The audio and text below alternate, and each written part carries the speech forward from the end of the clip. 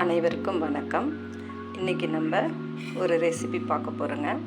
என்ன ரெசிபின்னு பார்த்திங்கன்னா, தீராத இருமல், நெஞ்சு சளி இருமல், எந்த இருமலாக இருந்தாலும் சரிங்க, உடனே உங்களுக்கு ஒரு 3 வேளை குடிச்சிங்கன்னா, காலை மாலை அடுத்த நாள் காலை இது மாதிரி 3 வேளை நீங்கள் எடுத்துக்கிட்டிங்க அப்படின்னா உங்களுக்கு உடனடியாகவே அந்த இருமல் சரியாயிடும். எனக்கு இருமல் இருக்குங்க, அதை பண்ணுறேன்.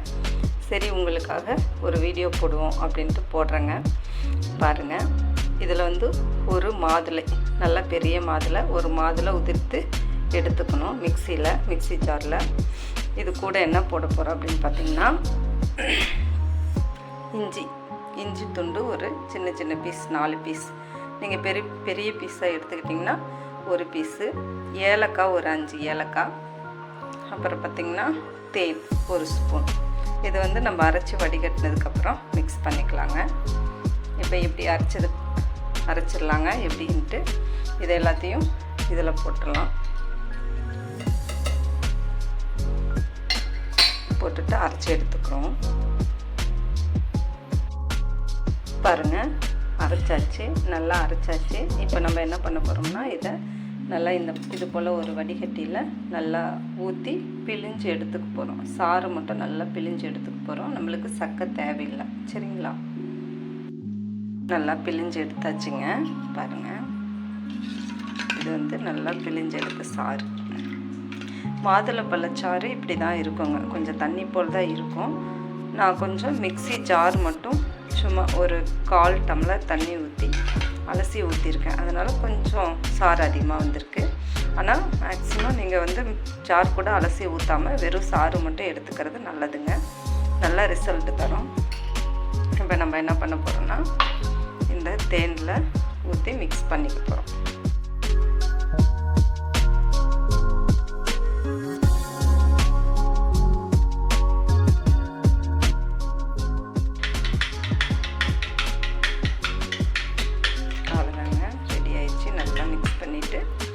கொஞ்சம் கொஞ்சமாக நல்லா சுவைத்து சாப்பிடணும்.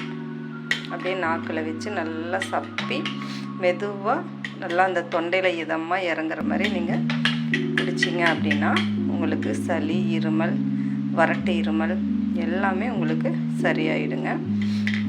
ரொம்ப நல்ல வீடியோ இது. ரொம்ப நாளாக உங்களுக்கு கொடுக்கணும்னு நினச்சேன்.